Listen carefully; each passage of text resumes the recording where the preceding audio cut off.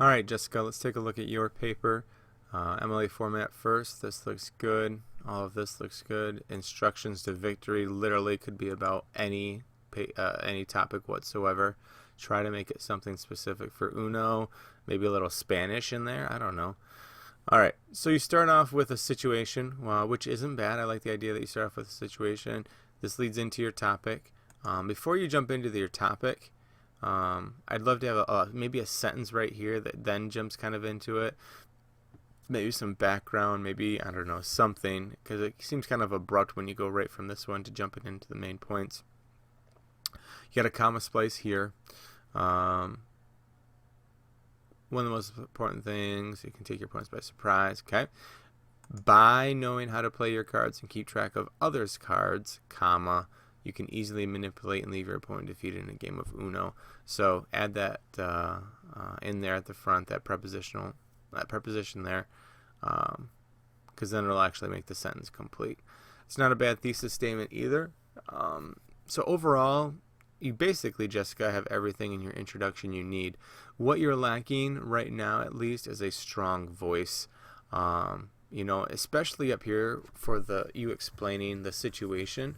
I bet you could really talk about an interesting, have some really better word choice for this situation. You're biting your nails at the last card that's coming up.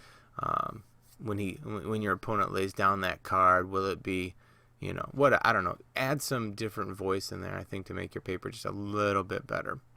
All right. Topic sentence is okay. I wish it was just a little bit more specific as far as sort of a message still, because it's just kind of basically you want to do it so you give yourself the cards you need to win the game. I mean, that's pretty obvious, but is there a little bit more of a message statement, going back to this whole thing? And maybe that means your thesis isn't strong enough too, because really we talked about the idea of manipulating. I don't know. Can you add something in here that would work on that manipulation part? So anyways, I would say the same applies to this as it does to the opening paragraph, Jessica. There's nothing in here that's wrong. You have support. It's just, for lack of a better word, it's kind of boring. I would love to see you have like a more specific, if I was dealing out every card, I would try to give a person every single of one color. Like, what would happen if they got dealt 7 blues? Like, more than likely that's going to mess them up, and no wilds and no +2s or something like that. And really, since your topic is manipulation, I think it's okay for your voice in this paper to be very like vindictive and conniving. Use some of those kind of tone words as you think about your paper and as you think about writing. I think that's a good voice to have for this. Because otherwise, when you read it, it doesn't show me a really clear, interesting voice. This is not a complete sentence. Know what colors you give yourself and others. You need a subject there. But anyways, things like that you can just clean up. But again, it's nothing in here is terrible, Jessica. It's just not, it could be better. And you have a transition at the end. Being aware of your opponent's cards could be stronger, could be more of a message. This one this topic sentence is starting to get into more of the topic, plot strategies against what they could play. Now you're starting to think a little bit more about your overall message. All right, so the first step, let me go back real quick. The first step is to give yourself the cards you need to win the game. And then give your opponents the cards you don't think would be, any good. So this one is more about knowing. I mean, really, all you're saying is you just need to know how many cards other people have. But, I'd love to see somewhere in here or in the previous paragraph you talk about, ways in which you can see their hands, like distracting them and looking, or, inadvertently, pretend you're helping them out by looking at their cards and telling them what move to make. I don't know.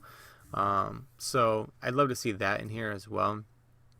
Again, there's nothing in here that's a unique voice. Down here, let me show you some punctuation stuff, and then I'll show you a little bit how to make it better. for this sentence. Although they may also be looking out for your number of cards as well, comma, no so. You have to remember this rule for yourself, comma, 2. Okay?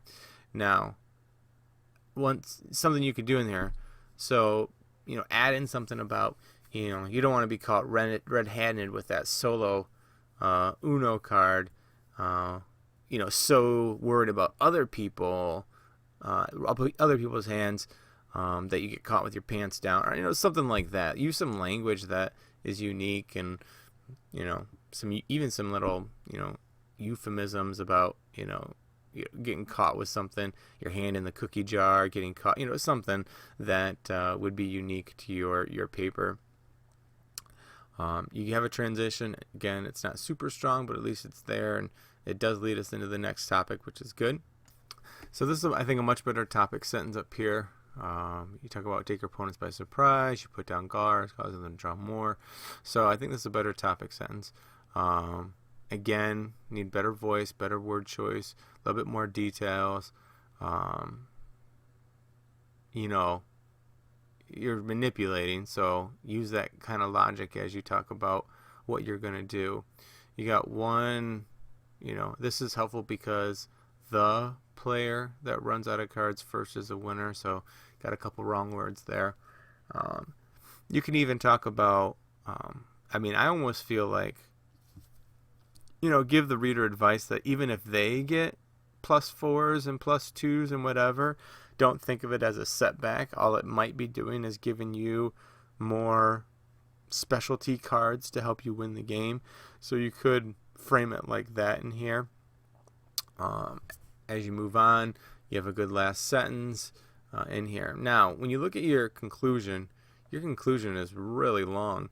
Now, I'm afraid what you've done, and I like the ending it with this story. And going back to the front, I think that's a really good move, Jessica, on your part. But some of the stuff, don't think of it as cheating. It's only helping yourself out.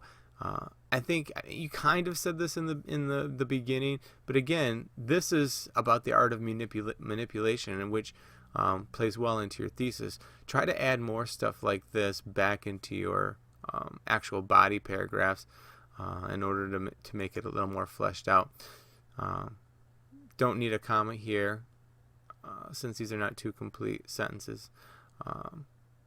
Alright, so you get to the end. See, you can wipe them out with your many option cards you've saved. That's the kind of language we want overall in your paper. And I didn't see that at all in your body paragraphs. Is what you need in your body paragraphs.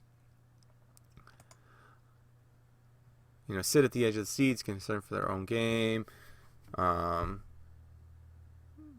have the blue 9 card in your hand. You put down your last card, claim the victory that you had worked so hard for from the beginning of the game until the end. You might want to add something about, you survived Uno and are now the supreme player. I don't know, something a little bit more than that. Okay, Works Cited goes on its own page. It's double space, it has double spaced, so you got to put double space in there.